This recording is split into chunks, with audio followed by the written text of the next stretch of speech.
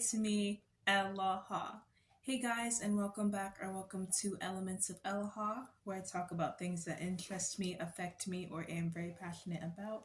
And in today's video, I'm going to be doing the third and final part of ranking black ships. So without further ado, let's get into the video. The first ship I want to talk about is Ryan and Sophie from Batwoman. And let me tell you, the two of them are literally just enemies to lovers excellence. A lot of the time where people mention enemies to lovers, literally it will just be a misunderstanding. That's not enemies to lovers. That's not even rivals to lovers, where there really isn't hatred. It's just like academically, like you're my rival, but we kind of good. But yeah, these two had a genuine hatred for each other because obviously Sophie was the one that arrested Ryan and was the one that looked down on Ryan because she thought Ryan was a criminal. But once she found out that Ryan was Batwoman, she's like, oh, interesting. I'm sorry I looked down on you. So I really enjoyed that aspect of their relationship, how Ryan was able to open Sophie's eyes, because they both want to help people, they just go about it different ways. Sophie with joining the Crows police force, and Ryan with becoming Batwoman and vigilante. But I'm glad that Ryan was able to open up Sophie's eyes, definitely, and I like how basically Sophie can be out and who she wants to be with Ryan. The fact that most of the time we saw Ryan smile in season 3 was because of Sophie was so cute. It was so cute because when Ryan was first brought in season 2, all Sophie was in season 2 was just about Kate, Kate, Kate, Kate, Kate, Kate, Kate. Kate saved my life. Kate, Kate, Kate, Kate, Kate. And Kate didn't even want to share with you her secret identity. Kate was willing to have Sophie lose everything for the sake of being together. It's like either your job or me, when Kate has something to fall back on because she's white. And Ryan, same thing. She took the fall for her white ex-girlfriend. And what did her white ex-girlfriend do? Continue to go back to the same thing she took prison for: drugs. Girl, stop playing with us right now. Like, we really don't feel like. I'm so glad both of them left their white women because all they did was bring problems into their lives. Like season 3 was immaculate angst, immaculate buildup, and it still feels so surreal to me. Like, I did not expect the two of them to get together until the season 3 finale. So when they got together, the episode they did, it was like, is this a fantasy? I could not sleep. I'm telling you, I could not sleep that night they officially got together. They literally ruined me. They were literally like my password. Like, 2022 was just immaculate for black ships. And I just hated that they only had 2 episodes to be official, because you're telling me this was a black lesbian ship, was the main ship on a superhero show. Like, we're never gonna get that again. And they set all this hype up to get a season 4 only for the CW to rip it from me. It was like taking a piece of my heart that day I found out that Batwoman was canceled. They'll pay. They'll pay for that. But Ryan and Sophie are like one of the best enemies to lovers ships and one of the best black ships I've ever watched. So, obviously, the two of them are going in the gold standard. The next ship I want to talk about is Issa and Lawrence from Insecure. The first thing I want to say is I definitely got spoilers for Insecure back when the 5th season was airing in 2021, but I didn't have HBO at the time, so I didn't really care too much about the show. So I was like, okay, why are people mad that Issa ended up with Lawrence? So then Insecure finally came on Netflix this summer and I got the chance to watch the show. The show was such an amazing show. But I think mostly with Issa and Lawrence, the two of them needed to do growth. They both needed to grow individually. They both needed to go their own ways and then come back together stronger, which I'm glad they did. Because season 1, it was rough. You know, Issa was trying to do her own thing, but Lawrence was fresh out of college and unemployed and depressed. He didn't want to do anything with Issa. He even forgot Issa's birthday and just came up with a lousy excuse and a lousy way to make it up. Like, Lawrence was slacking. Like, I don't condone cheating, but you know, it gave an explanation as to why she cheated on him.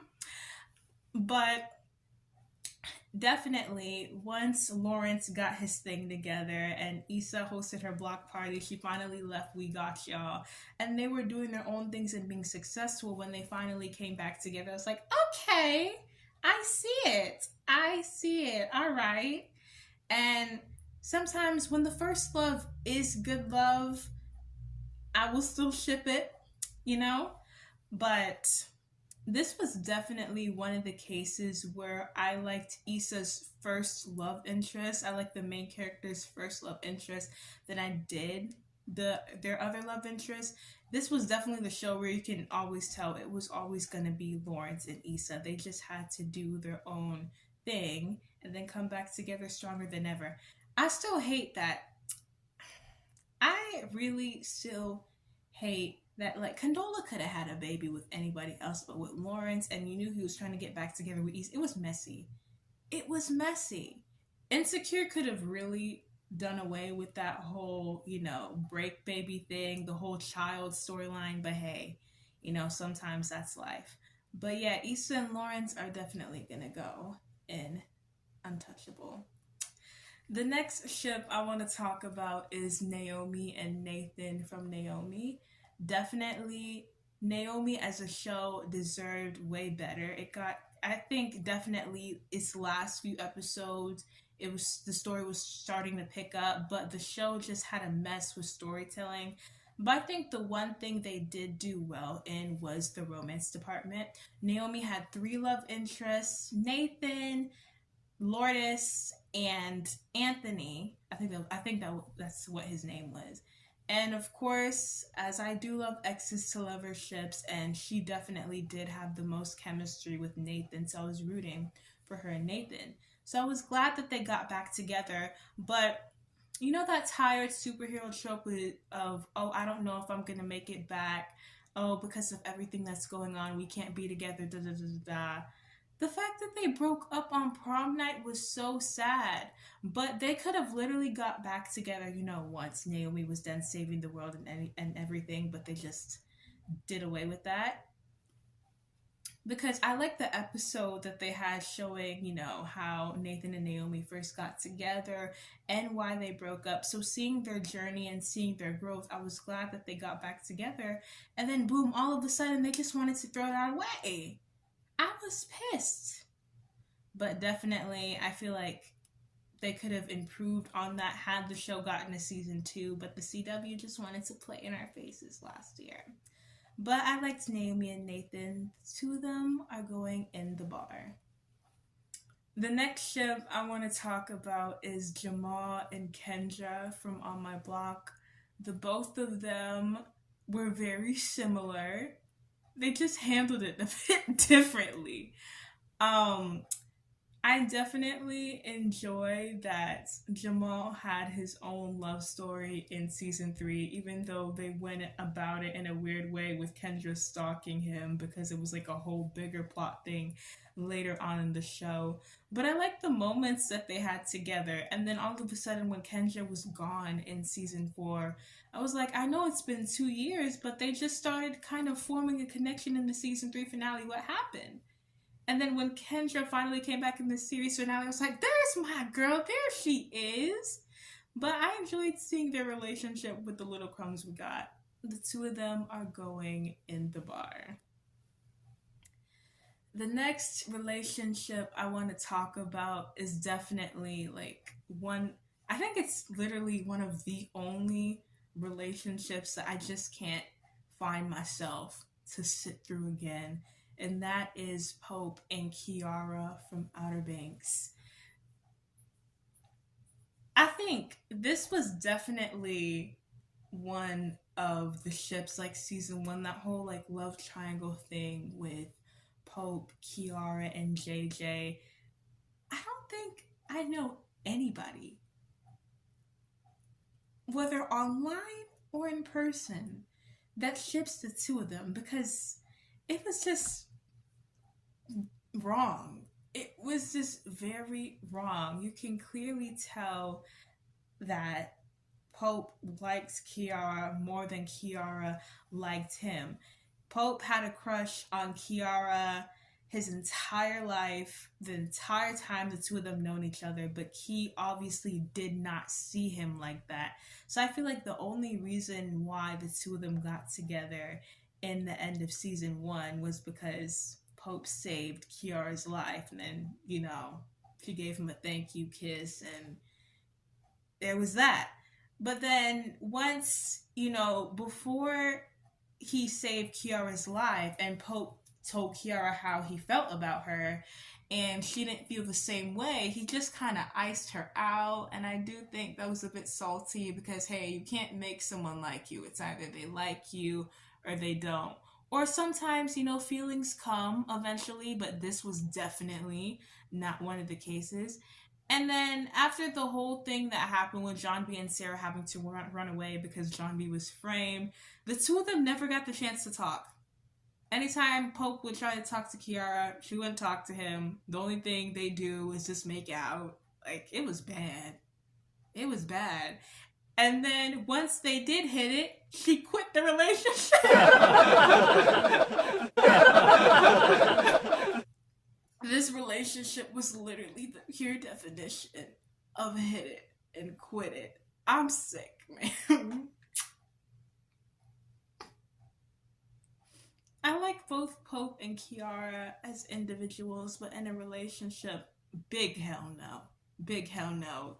You cannot force me to watch that nonsense again. I just can't. Electric chair. Electric chair.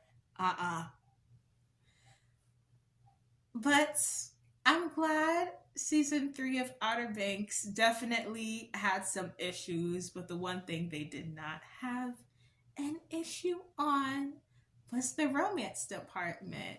And so the next ship I'm going to be talking about is one of my favorite relationships that became canon this year, and that is Pope and Cleo, also from Outer Banks. In my last video, I mentioned talking about ships that aren't just dating, they're married. And literally another ship that comes to mind about these two being married was Pope and Cleo, because literally the first few seconds they met, it's like the chemistry was smacking me in the face. First of all, I didn't even expect the two of them to interact. It was like Cleo was all the way in the Bahamas, Pope was in the OBX, and then, things happen and the two of them were interacting, and I'm like, I never expected these two to interact, but why do they work so well? This was definitely one of the cases where opposites definitely attracted, and the chemistry was fire. And even from the beginning when they were working together, they were literally arguing like a married couple. These two, tight knit, close like this. And that was one of the biggest highlights I had for season 3. I was like, I don't care if season 3 is trash or was trash. As long as I got my Pope and Cleo, I'm good. And that's literally the reason why I watched season 3 clips again and again and again, because of the two of their relationships. Like, bad boy ex good girl, played out. Good boy ex bad girl, oh come on. Oh come on, it's gonna eat. It's gonna eat. And you could clearly see how, like, in season 3, how softer Cleo is because of her relationship with Pope. And then Cleo's never had a family or never had people that, like, genuinely care about her.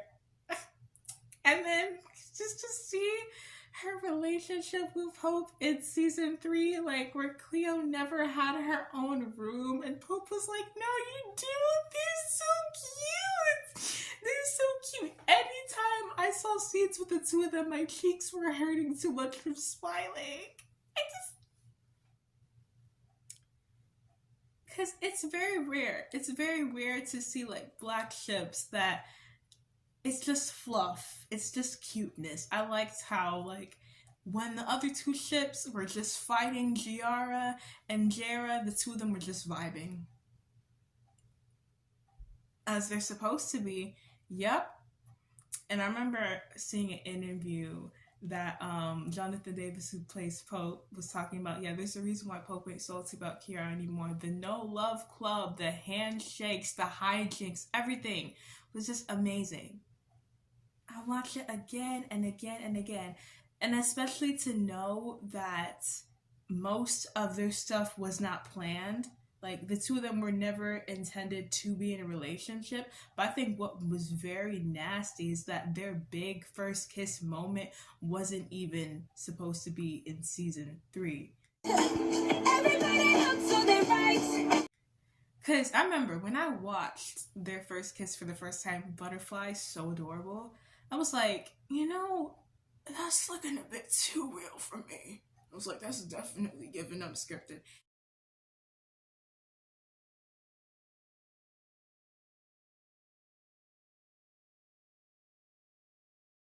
And I was right, which good on Jonathan and Carlacy for taking initiative, but bad on the writer's part. You mean to tell me in a show where the episodes are between 45 minutes and an hour plus long, you couldn't find time to put a big first kiss moment for them?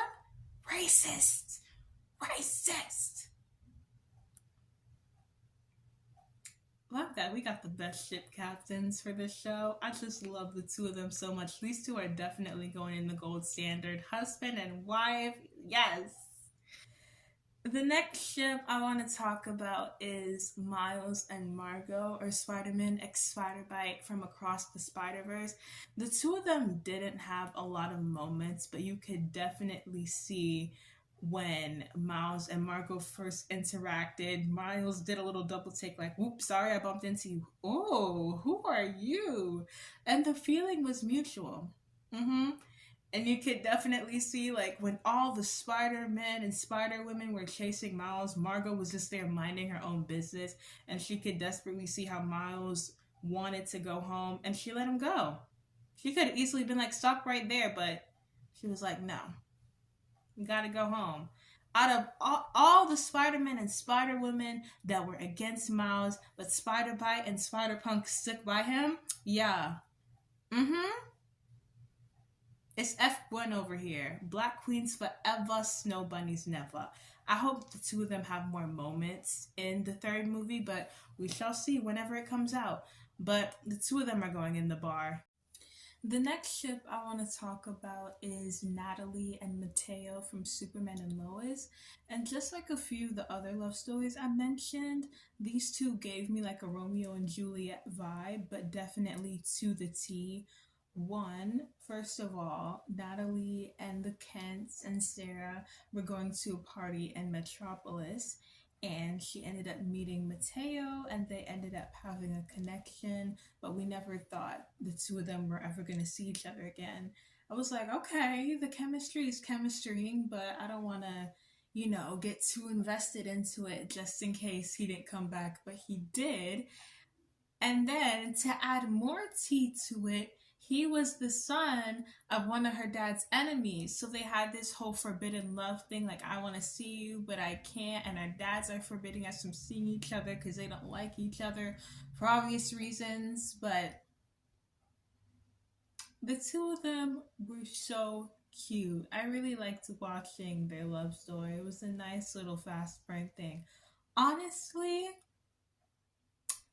originally, I thought the reason why Natalie was staying away from Mateo when he got invited to their school dance was because, she was a little fruity. But no, she was just scared of having a relationship. But, if I can't get fruity Natalie, this was like the next best thing. I really like seeing the two of their love story.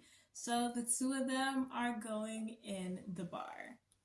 The next ship I want to talk about is my favorite ship I've watched this year, and that is Jace and Crystal from Swagger. These two definitely give me like a mix of, I like calling them baby West Allen, and they're also inspired by love and basketball. But one thing I love is, of course, a good friends to lovers, but childhood best friends to lovers, it's a different kind of hits. It's a different kind of hits different. So of course, like friends to lovers, when they meet on screen and seeing their friendship develop, it's nice. But seeing like the relationships with childhood best friends to lovers, where we already know these two have an established relationship before the events of the show, it just makes it even better because like they've known each other for so long, they understand each other better than most people ever will. And so throughout the show, especially the early on seasons of the show, these two have such like a playful banter. It's freaking hilarious and it's fun and adorable to watch.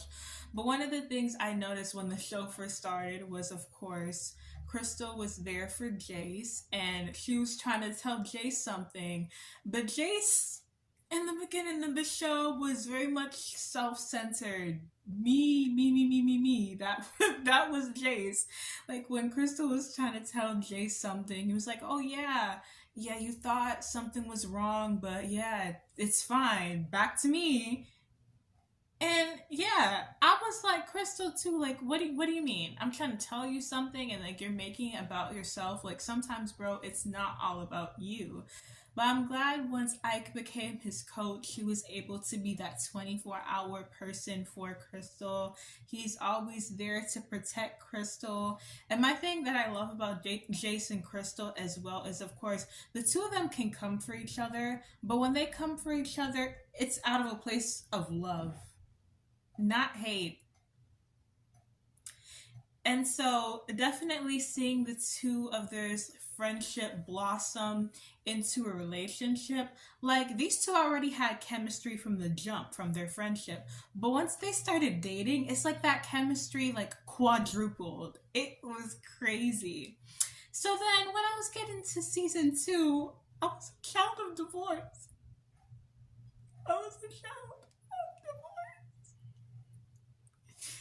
I was like, what do you mean? They had all these cute moments in season one, and then you're just gonna break them up like that? Like, are you kidding me? But if it's also another thing I love seeing, it's a good exes to lover story. And one thing I like about the show is they didn't need to make us hate the newer love interests in order for us to want to root for the two of them to get back together. Because obviously we're gonna do that, but we didn't have to hate Amber or Roderick in the process. I was wanting them to go immediately because, like, hello, like, speed up the process. Come on now. But once, those two were out of the picture and they had their little angst era, I was like, you know what's coming up next? The relationship era, and it ate. It ate down. Seeing their love story from middle school to high school, it was such a fantastic love story to witness. And the fact that the actors' chemistry in IRL, you can definitely see how that seeps into how they play the characters.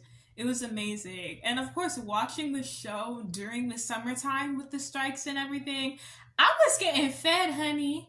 Even though they couldn't promote the show, I was getting fed with those IG lives. But definitely Jason Crystal are going in the gold standard. The next ship I want to talk about is also from Swagger, Ike, and Tanya, high school sweethearts. They have a beautiful baby girl named Catherine, and definitely you can see that the two of them make a great team, whether that's being extended parents to the players or when it comes to putting someone in their place, like Mr. Lawson. I love how even though like you see Tanya is always there for Ike, sometimes when Tanya needs to go do her own thing, Ike lets her. One thing that I do like about their relationship is like Tanya is just not there to only be Ike's wife. You can definitely see how she's strong, she's independent, she's fierce, she's bold, gorgeous as well. Can't forget that. But I just love seeing the two of their relationship. Like, they're also one of the older couple stories that I really love to see. And definitely, if we ever got to see Jason Crystal be married, it would be those two. Definitely. Those two are going in the gold standard as well. The next ship I want to talk about is Janine and Gregory from Abbott Elementary. And this ship is honestly such a breath of fresh air. This ship is also the epitome of grumpy ex sunshine. And one thing that this show also teaches you is that sometimes you could be knowing somebody for years. You could be with somebody for years, and then the person that knows you the best is literally somebody you never expected to meet, like literally a year ago. And then all of a sudden, boom, you start seeing the world differently because this ray of sunshine came into your life. Like, when I first watched the show and I saw Janine and Gregory, I was like, oh yeah, this is not gonna be a thing. And it's cute. It was also one of the things where it's like, oh yeah, everybody could see it, but the two of them. Like, obviously, we saw first that Gregory liked Janine. And Mans wasn't slick at all. Like, Mr. Johnson and eventually all the other teachers that are in the main cast caught on, like, yeah, we got your tea. And then Janine tried to deny it too. She's like, oh yeah, I mean, how could Gregory like me? Like, what? And then when we found out that Janine liked Gregory since he first got to Abbott too, I'm like, oh yeah, it's not a secret. We know. We know. And the fact that most of the time when teachers at Abbott ask Gregory to do something, he's so hesitant to do it. But once Janine asks him to do it, he's right there. Anytime where Janine needs Gregory or Janine needs help, Gregory's there. Or anytime where Gregory just needs to be cheered up, Janine is there. And it's so sweet. I kind of hated that we could have gotten these two together in the season 2 finale, but no, Maurice wanted to run his mouth. I kind of do see why they did that, though. If they did jump into a relationship, Gregory would have been the second person that Janine has been with ever in her life, but still. I can't go through the pain of watching them date other people again. Gregory has had his experience. Janine has dated Maurice, so like, come on. But definitely, I do hope the two of them get together in season 3. This is a workplace romance that I'm rooting for. And definitely, I feel like season 3, now that, the confession's out, yeah, it's gonna get real spicy and adorable in here. These two are going in the gold standard. The next ship I want to talk about is Marcus and Sydney from The Bear. And definitely these two just get each other. Like, they're the co-workers that could just be cracking up with each other and just be ranting about, oh yeah, our boss is so annoying, but I'm glad I have you to talk to. But I love seeing their friendship. Like, the chemistry was there from the get go. But I don't know if these two's relationship is gonna go anywhere in season 3. Because Marcus tried to ask Sydney out before they had their big reopening of the Bear restaurant. And then Sydney was like, oh yeah, I don't see you that way, bro. So they were trying to talk when the restaurant opened, but all of a sudden Marcus wanted to be yelling at her in front of everybody. And I'm like, whoa, bro, chill, chill, chill. She's not taking you asking her out on you. It's just like, she's busy, she's the co-owner, she's the head, like, she's gonna be busy. She's not ignoring you out of malicious intent or anything. But yeah, I hope the two of them could patch up their friendship. If they decide to have a relationship, I would be rooting for it, but I don't know. I don't know how season 3 is gonna look like for the two of them. But yeah, I love these two's friendship. If they don't become boyfriend and girlfriend, their friendship is definitely a joy to watch. And so these two are gonna go in the bar. The next ship I want to talk about is Jordan and Alexis from the crossover. I really have no bad things to say about the two of them. They were also a cute middle school love story. And so when I tuned into Swagger to watch Jason Crystal, I'm like, oh wait, these two were also another cute basketball love story as well. Like they were cute. They were adorable. These two are going in the bar. The next ship I want to talk about is Josh and Maya from the crossover. Like, these two reminded me of Phineas and Isabella from Phineas and Ferb. Like, imagine you've liked somebody, you're about to go to high school. You've liked your friend that only sees you as a friend that doesn't get the hints since third grade. You're giving him all these hints and everything. And then all of a sudden, he wants to wait until you're unavailable to be like, I like you too.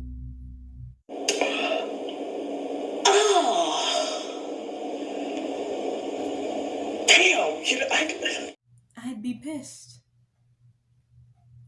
I'd be pissed. Even though I liked seeing them, it was cute to watch. Like, why you gotta wait until she was unavailable, bro? So, the ending of the show, I do find it very realistic, even though, Josh was a bit too late. I like that the two of them still were able to remain friends and that they were always there for each other. But these two are gonna go in the bar.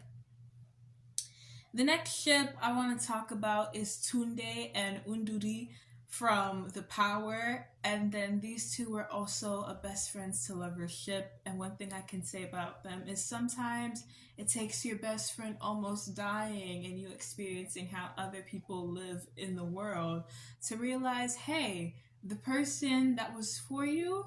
Oh, wait, what's that Taylor Swift lyric? You mean about the day when you find out that the person that you're looking for has been here the whole time? Yeah. Yeah, that part of You Belong With Me, that was their relationship. But I hope The Power gets renewed for season 2, because just as these two's relationship was starting to blossom, Tunde was fighting for his life, trying to continue being a journalist after, his best friend got electrocuted. But hopefully they can reunite, and I need my season 2 for that to happen. Like, I got a main African love story on a Western show. I need that season 2 immediately. But these two are going in the bar. And the last ship I want to talk about is Kelvin and Savannah from the Upshaws. Savannah played the long game. Definitely. Like, if I could think of a queen of manifestation, it would be Savannah. It would be Savannah. Because, of course, when we first saw the relationship, and Aaliyah introduced Kelvin to Savannah, she was like, "Oh, who is he?" So she was not being subtle about her crush on Kelvin. Any chance she had to flirt with him, she took it, even when they came to kissing Kelvin. And once she laid those lips on Kelvin, oh, Kelvin couldn't get enough. Kelvin could not get enough of Savannah. And it was so cute. It kind of reminded me of Summer and Freddie from School of Rock, where you saw the girl like the guy from the beginning, and then all of a sudden the guy started liking her. Like, she fell first, he fell harder. And so, even though Savannah thought, oh yeah, Kelvin doesn't see me that way, once, they kissed, he was like, oh yeah, I see you that way too. And even though they had that kind of like on and off thing of like, oh, I don't know if you like me as much as I like you, it was revealed in the recent part that they started dating, and I was like, hallelujah. The two of them are so, so cute. So I wonder what's in store for the next part. Hopefully it's a lot, because they cheated me by only giving us like 2-3 minutes of them. That was nasty. But yeah, the two of them are adorable. The two of them are gonna go in the bar. So that's the end of my ranking. So here's the final ranking of the ships. I hope you guys enjoyed that video. If you enjoyed that video, please give it a like and subscribe. My last video is in the description, and go and follow me on my social medias in the outro. Anyways, y'all, I'll see you guys next time. Bye.